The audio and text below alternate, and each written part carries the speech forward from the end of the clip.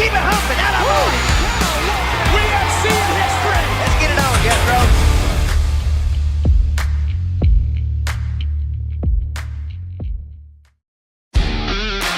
What does it take to be one of the top 30 bucking bulls of all time?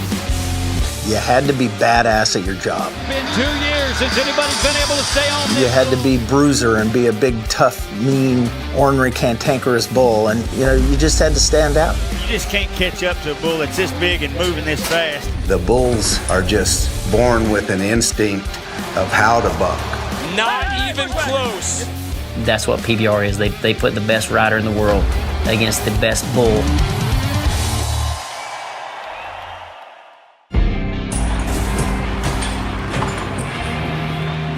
Bodacious. Bodacious got to be you have to bring him up. I mean, they still make belt buckles with Bodacious on. In my opinion, the scariest bull of all time. He's the baddest one in the business, I think. He figured out a trick.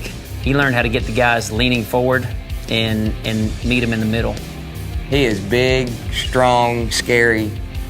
The people that rode Bodacious, they probably deserve to be on the list too. Holy smoke, get off there, Ty! Everybody knew Bodacious and how rank he was, how dangerous he was, the times that he's had with Tuff Hedeman and stuff like that. So that bull would be almost at the same level as Bushwhacker would be in the sense of his celebrity.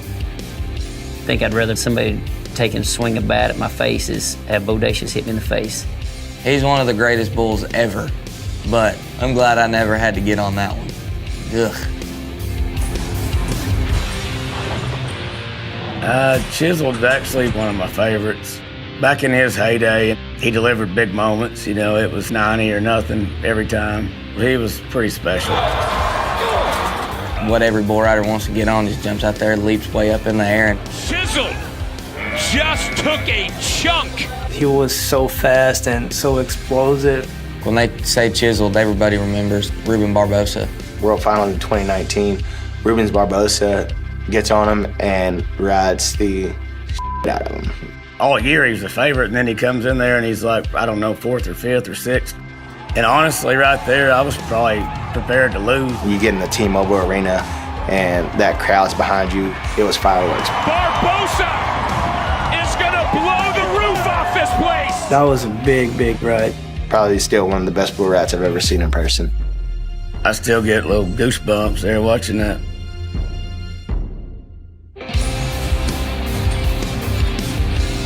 Code Blue, his owner wore bib overalls and fed his bull waffles. That was And they said, we got a bull that them boys can't ride. We watch you on TV. And I just hung up on him. He wound up being the world champion bull. Oh yeah, I owned him. I owned half of him, but he was 2009 world champ. Well, he was just so athletic. He was like a cat. He was just, you never knew where he was going to land. And there's another one, J.B. Mooney Cracked, the world champion bucking bull that I don't know if anybody else even rode him, Sitting at home, I think I might have been 11 or 12. I remember sitting there watching, not only just because it was JB, but, Code Blue had a record of bucking 20 or 30-something guys off in a row. So far, Mooney's still on. Somehow, some way, he hangs on. guys could ride him, but only the best guys could ride him. It had to be guys like Silvano, like JB, guys like that, because everybody else, they made him look like Godzilla. He was big. He weighed 1,800 and moved like he was 1,400. So you knew you had your work cut out for you. Well, he strained his guts out, and that's what he's showing. He was big and he was mean. He had baseball bats for horns, and he wasn't afraid to use them. And, he'd make your elbow sore. He could snap your bicep. He was just that kind of bull. And you didn't know if he was going to go left. You didn't know if he was going to go right. He bucked a lot of guys off. He bucked me off so hard, I landed on my feet and broke my leg. That bull was a rank bull. I had some success on Hollywood, and you almost just kind of feel lucky. But if you rode him, you'd be 94, 95, 96, and Justin McBride riding him, I think he was 95 and a half on him. All the riders, we remember that bull. He was impressive. He was just impressive. Very good bull. Oh, SmackDown was an awesome bull. Everybody wanted to get on SmackDown. He was big and he bucked, and he was going to do the same thing every time. Going to be right there around the left. He come to the left. In the gate to the left right there. Big yellow bull that always spun to the left. With a little hop, skip, and that first jump. He'll timing around the first couple corners, like hopping and skipping. And there's going to be 92 points on him if you rode him. JB was 95 points on him. He's no easy. He's strong all the time. He's bucky off, all the best bull rider in the world. It's hard bull for all the riders. If you was, one of the top guys when SmackDown was around, you wanted to get on him, and they rode him, and for a lot of points. I mean, he was just one of them bulls. He was just big, and he was good.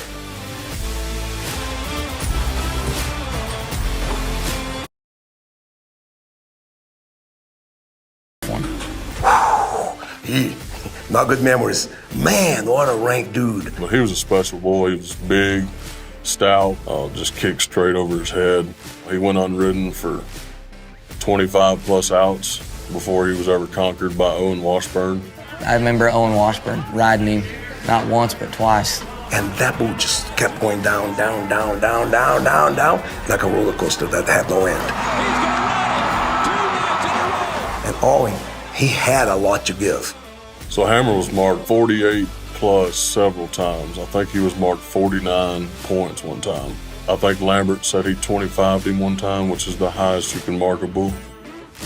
Oh, Hammer wasn't easy. Man, that bull wasn't easy. Because when that bull bucked, holy moly, he was ranked.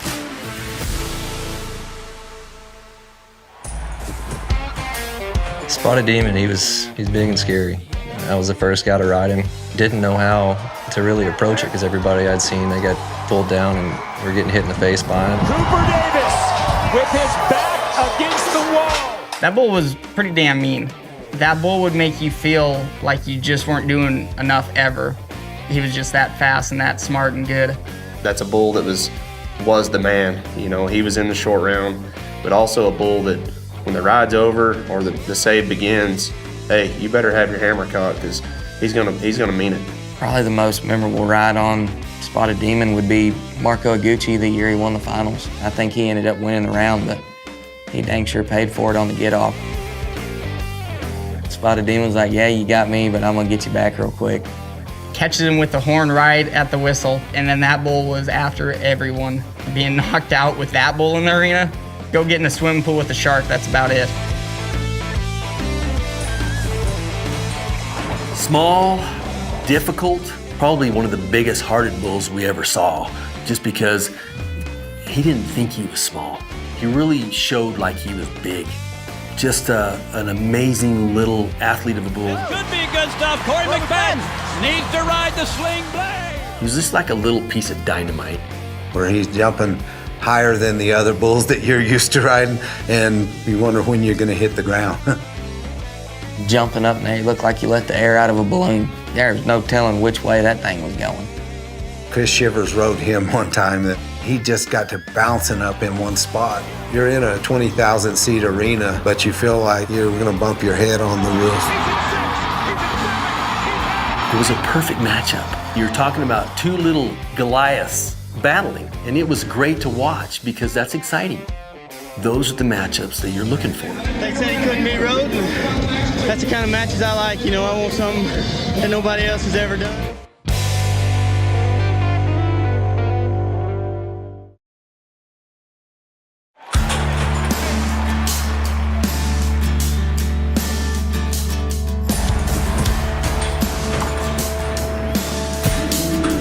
Cash. Yep. Cash was a great West Coast bull. He was really long, like one of those bulls that just barely fit in the chute. Everybody loved Cash. Yeah, he'd kick out of a right, kick out, follow the gate around the left. He slammed me so hard one time that it didn't knock me out, but it's probably the closest you can come to getting knocked out without actually going out. That was a bull that had a long career. I had watched him as a kid at the NFR. He would make the early PBR finals, lasted a long time, and only the best guys rode him. The ride that comes to mind is Tater Porter at the World Finals. Here we go. Two jumps to the left. Here we come. Left. Right around there. Come on, Tater Porter. Don't lose that road. Right left. Stay right. There's your winner. And just beautiful, beautiful ride. He was a really, really, really neat bull. Back then, everybody liked Cash, I think. If not, at least his name was cool.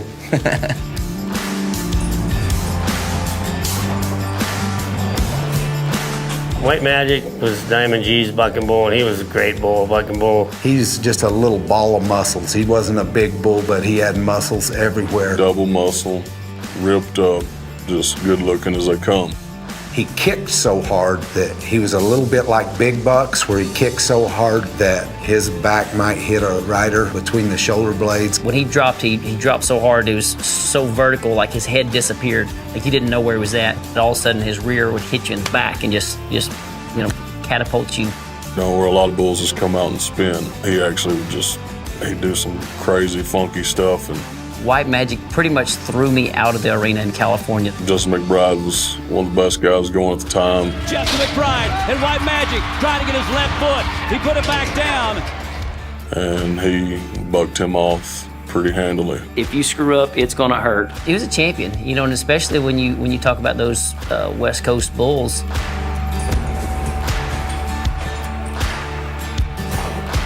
War Dance. War Dance, he was something else. Smokeless War Dance, he was a great bucking bull. In the right hands, I think he's a world champion bucking bull. Every time I wash my face, I remember War Dance. I got plates behind my eyeball. Broke that bone right here. I don't know how, cheekbone, I think. Best ride I ever remember on War Dance was Chris Shivers riding him at Phoenix. Out he goes. It's to the left as expected. Shivers waving that free arm over his head. He's got a seat on the rank one. The reverse at 5 seconds. Shivers rides. Smokeless ride. And it was a really good ride, but it was a typical Chris Shivers War Dance thing. It was just two champions going at it, and very few times did he get ridden. War Dance is one of the best bulls we ever had. If it was this era right now, he would be a celebrity.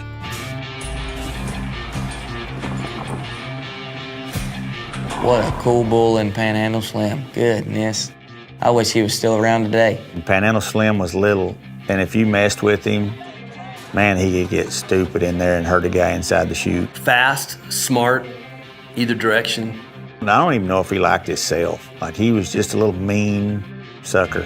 He went to the left, and I think I'd have got along really good with him. He was one of the rankest, and he wasn't ridden all that often.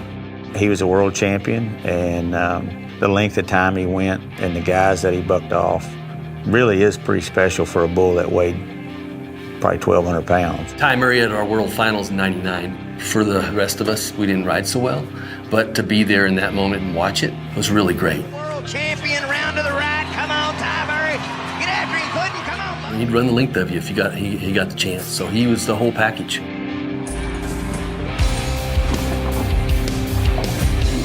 Voodoo Child was underrated.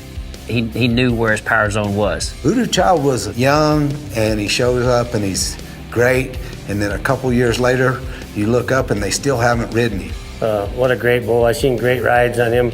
Just consistent and great all of this time. The riders are starting to talk like he's got a little something to him that I don't really want him. I don't really want that bull. And you couldn't see what it was. And he would kind of almost play chess with you a little bit of like, I'm gonna put you in this situation, and then wham, I'm gonna drop the hammer. Cody Lostro on Voodoo Child, I don't even know if he rode him. Earlier this year, but Cody Lostro's a different man now. Look at him work that outside leg, and by God, he lost the rope. Voodoo Child was one that everybody else in the locker room wished they could ride or hoped they didn't draw. Promised Land was big and muscular. Big old white bull, super big, super heavy, and had a lot of ability. Now that bull was huge. I think he had muscles in his ears.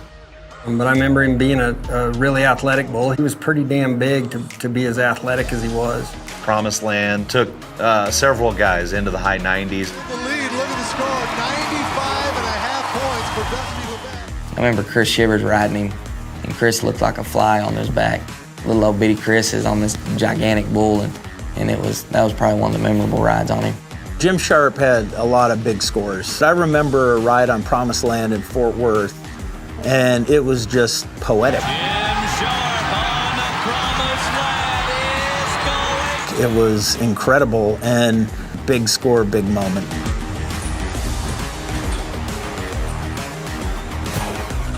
Pearl Harbor, the greatest bull to never have won a world title. He was claustrophobic in the chute. If you spooked him, he could jump 10 feet sideways and like a cat. He was just a phenomenal athlete. That bull was so smart. You get 1 inch one way, he's gonna feel you and go away from you. J.B. Mooney, that rings a bell in Sioux Falls, South Dakota. I think one of the greatest bull rides in the history of PBR. The Mooney mystique lives on. Pearl Harbor, in my opinion, was the rankest bull that I ever got on. That's the only bull I've ever been on and made money on that I didn't make the 8 seconds on. Cooper Davis gets thrown down like a lawn dart. I never got him rode. He'd walk so high-headed and like he was proud of himself, and he should have been, because he was one of the baddest there has ever been.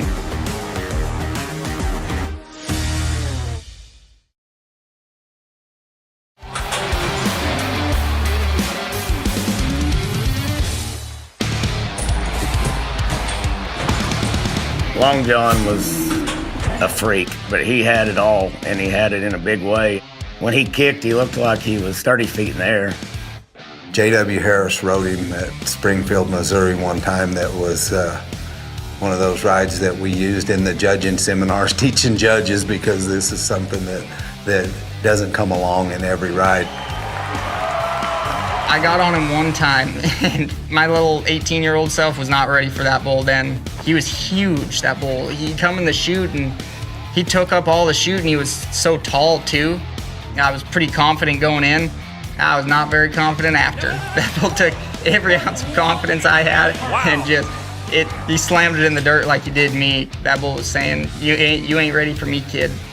When he grew up and grew into his frame, he was 1,900 pounds and just a big freak, just big pretty sucker that would run you over. He was just a really neat bull to watch.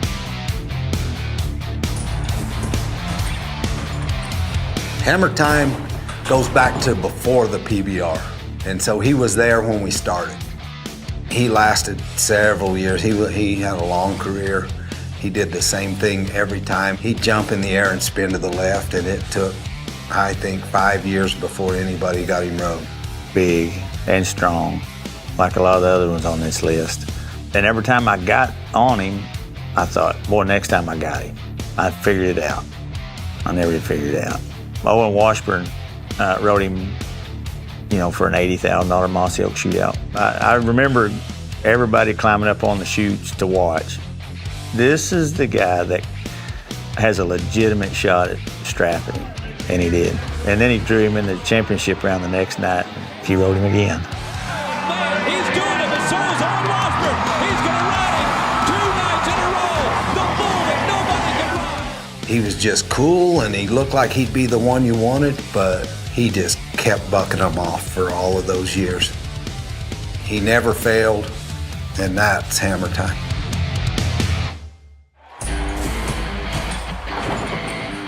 Big Bucks was a cool little bull. He was a smaller bull, and he just seemed like he came from nowhere. And I saw him one time, so I brought him to the World Finals, and all of a sudden, Justin McBride draws him, and we got to see how tough he really was. I got on him in 2005 at the World Finals. This would be historic. And I couldn't ride him out of the chute. No dice, and he gets skewered by the horns over the handlebars. Down goes McBride. That should be pretty embarrassing to say, but it's the truth. I could not ride him out of the chute. He had me on his head by the time he turned out of the chute. My hand was still in the rope, but he was bouncing me off of his head. No question about it. This is the bull of the year. And If they bucked Justin McBride off, they turned some heads. I seen that bull buck so hard that he would hit them bull riders in the back because he'd kick so high. Another one of those really explosive, small stature type bulls, just brought it. He's one of those that you always look to possibly get on because of his intensity and because of his follow through. He was just, what a great bucking bull. Mickey Mouse was he was a super ranked bull. And he wasn't around very long at all, and he was one of those that was going to be a legend. I really didn't care much for that son gun. Chase Outlaw's going to remember that one. He ended about 3 of my buddies' careers. He was dirty. He would either run you off on the gate or hip himself, whip guys over their head and just wreck them out. Oh boy, Shane Proctor in trouble. Oh, he's a big bull. He's tough like a Brandon Ballface bull. But he was a great bull. Again, something that you could be a lot of points on, but the fans were endeared to him. Marlene Hendry, that was her pet. He was just one that was just so incredibly strong. He was just one of the really tough ones to ride, and there wasn't much room for error. I mean, but when he would come out clean, he would buck, and it'd be spectacular. You can't ask one to buck any harder than that. You know, he was one of those that you were just so thrilled to watch because you felt like you were seeing rarefied air when you saw him.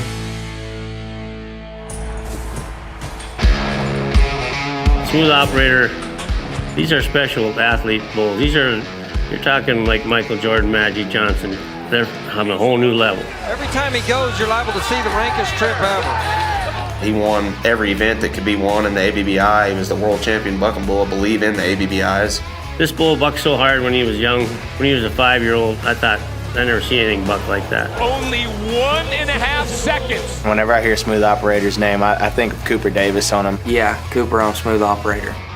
In my mind, that's the best bull ride ever made in PBR. Enough bull to give it to him.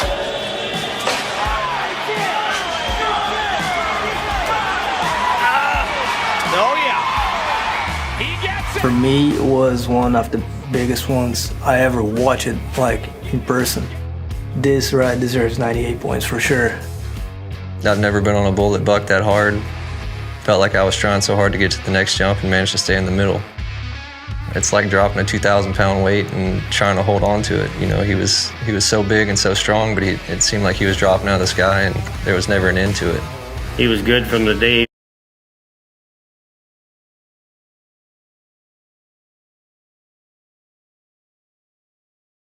he started bucking as a 2-year-old. There ain't a lot of 2-time world champion bucking bulls.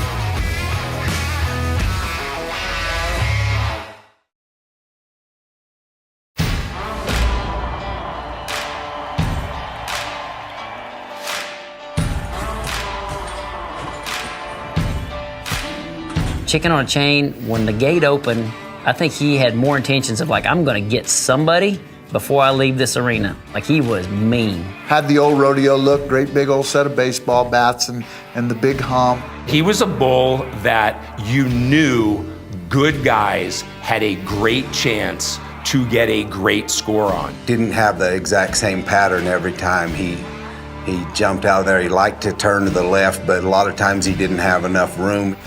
That was a great bull that was always so fun to watch. And you knew every time you saw him, it was either going to be first place or it was going to be a fantastic disaster.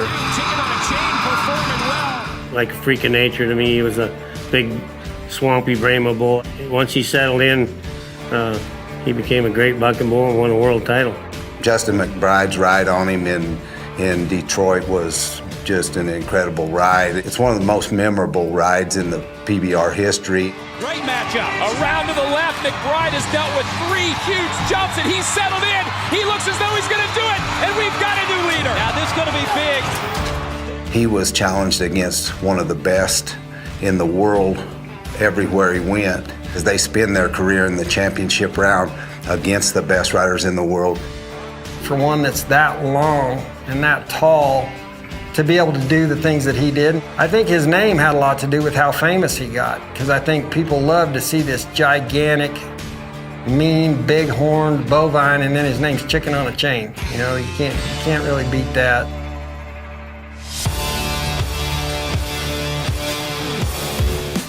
Red Wolf was an intelligent bull.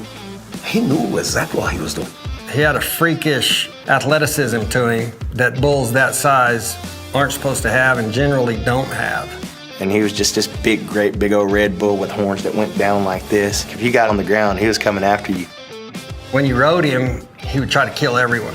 And it's so crazy. I watched him do it over and over. He's ran over me before. You know, I'd ride him and get off not in a great way, and he just freight trained right over the top of me. He had a really cool celebration after he bucked a rider off. He made a complete lap around the arena. Red Wolf said, got him that time. The ride that sticks out to me the most, though, it had to be him and Ty Murray.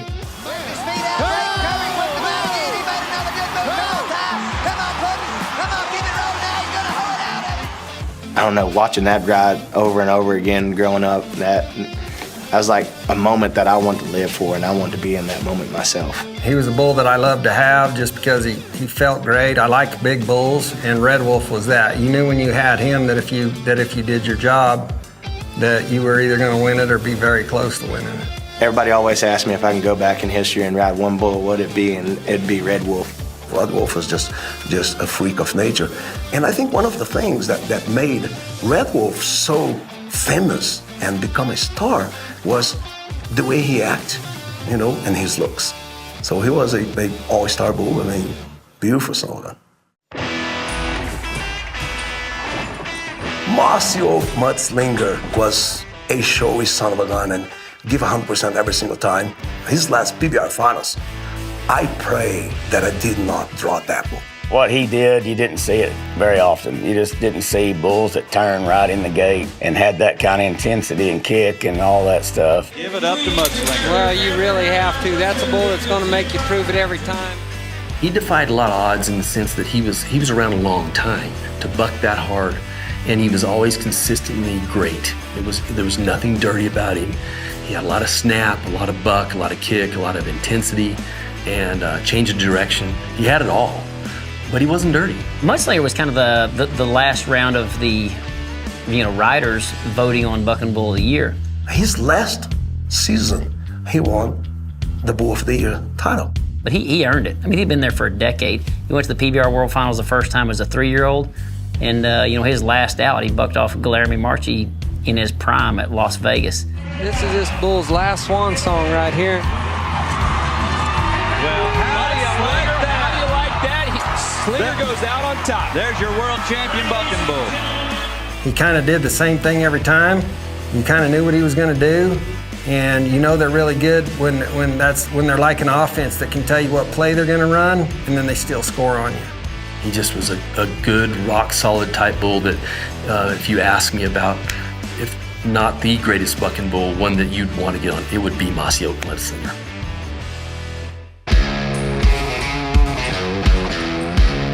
Whoopah he's a world champ. What can you say more about him? But another bull, really rider friendly. Everybody knows who Whoopah is. Whoopah kind of went through the ABBI system, was our classic world champion, went on to be a PBR world champion, another great bull. He bucked great riders off, but great riders rode him too, because he would hang in the air and give them a little time to get back in position.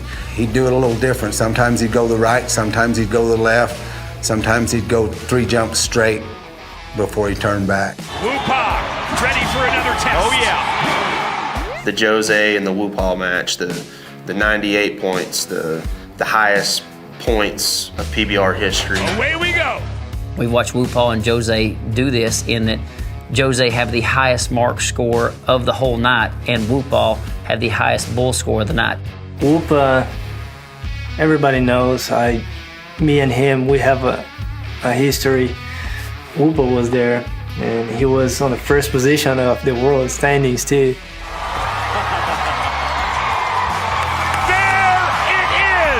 And it was slow motion, how crazy, and the dirt's flying. To be ground level, to be seeing history made right in front of my eyes it'll give you chills.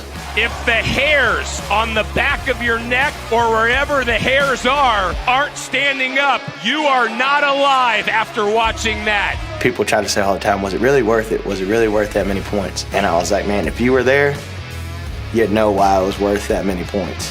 Whoopah, he made my career. I can say it's gonna be impossible to forget him. He was the bull with the first, second, and third biggest scores of the histories.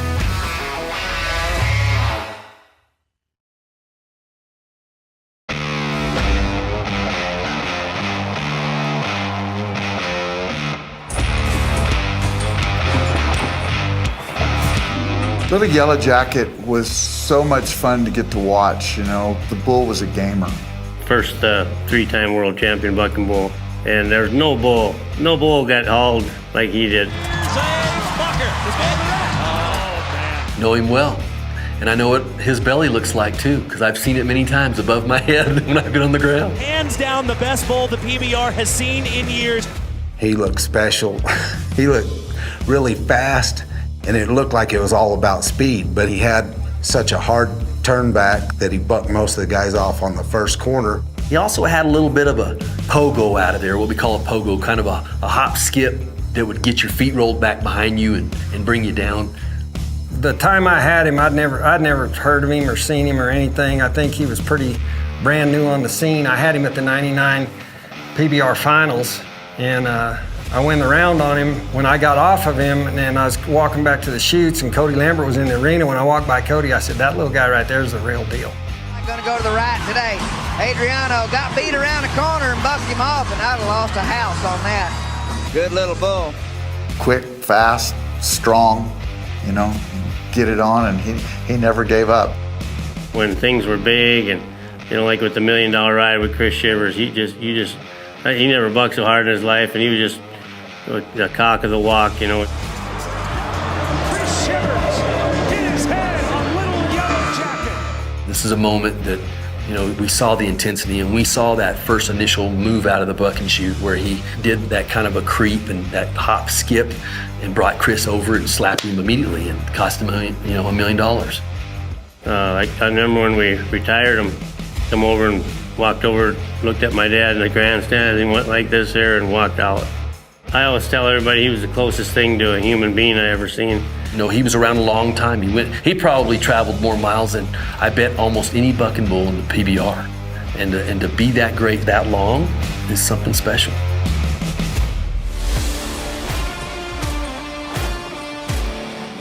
You're not gonna find a more athletic bull than what Asteroid was. And he was another one of those ones that was small. He was a little bull. He would blow out of there so hard, it was like a bomb going off. I mean, he starts bucking immediately. He's like, hey, you better get that gate out of my way.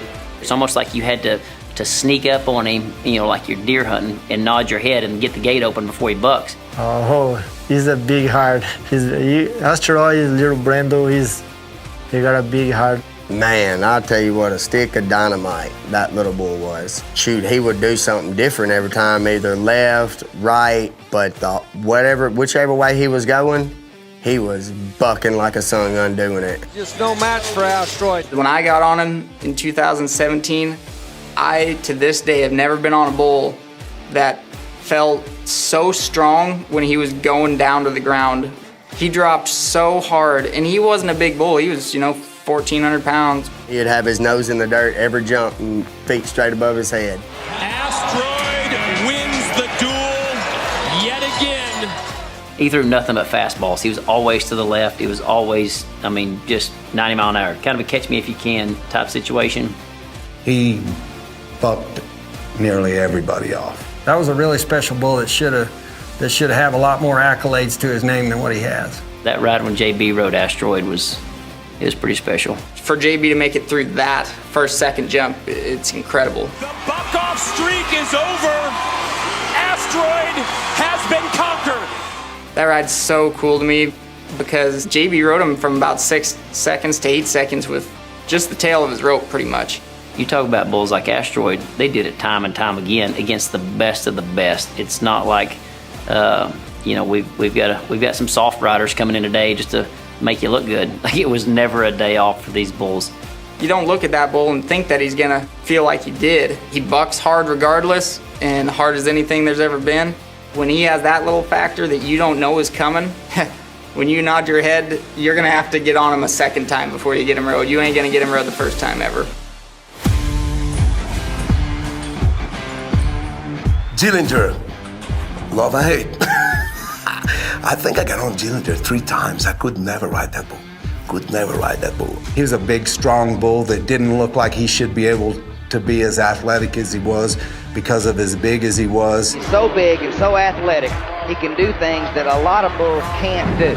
A bull that caught your eye, was a bull that the way it was built, bull probably had to weigh close to 2,000 pounds. Had a huge neck on him, and having that bald face, that white face, you know, he really stood out from the pack. This bull bucks. He spins either way. Getting a crummy start. Oh, look out. He was more scary in the chute, though, like, because you're in a steel cage and still box with him. And he was a ticker. You had to get out of there before that bomb went off, because if you didn't, it would cost you something. This bull doesn't stand very good in the chute. He can get to raring up and get really nasty in there. Dillinger was a complete bull. Some bulls are difficult, but they're not showy. And Dillinger, I think, was a combination of everything. This bull just shouldn't be able to buck like he does, as big as he is. 2-time world champ, probably would have been 3 if he wouldn't have got hurt. He was one of the few bulls of the all-time greats that had an injury that caused him to, that ended his career. He was a great bull. I love Dillinger. I love bulls like Dillinger. Was unbelievable to watch. This is what a bull rider calls beautiful. Man. I thought he'd be a lot harder to ride. And then when the ride started, I thought, man, this is easy. And then he jumped out and went the other way, and it got real hard and bucked me off both times. Boy, the bull could buck. He was right there, and get it on, and big, stout. Dillinger was something else. He was the man. He was definitely better than the other bulls out there. He was ranked every single time, and he tried his best every single time, and that's what we expect. We expect excellence, and that's what Dillinger did. He was ranked. I've been on it. I tried that Summer Gun. I tried to be out there and beating on the corner, and he still got me every single time. So I tip my hat to Dillinger.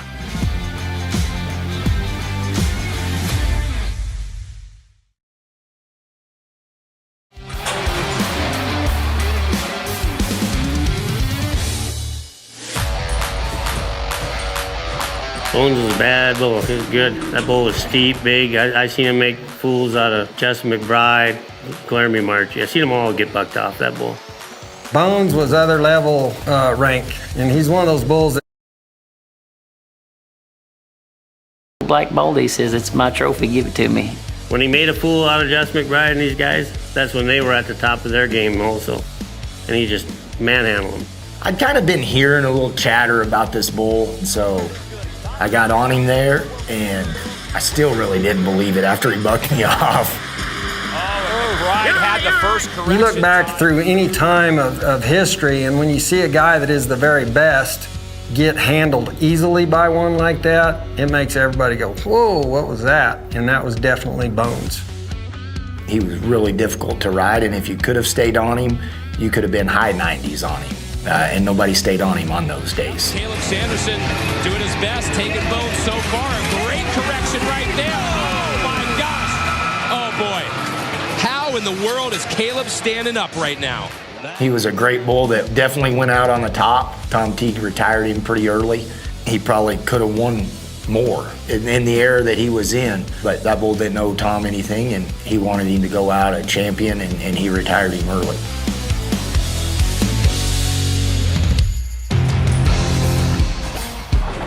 Bruiser's the most decorated bull in the history of bucking bulls. He's won more awards than any bull ever. Oh man, Bruiser is another one of those one-of-a-kind bulls that you'll probably never see another one like him. Whenever he come around, the world hadn't seen nothing like Bruiser. It is time to raise the roof. There's your world champion. If you could describe a bull as a teddy bear, to me, that would be Bruiser. He was the bull that, as you walk up to him, he would walk up to the fence.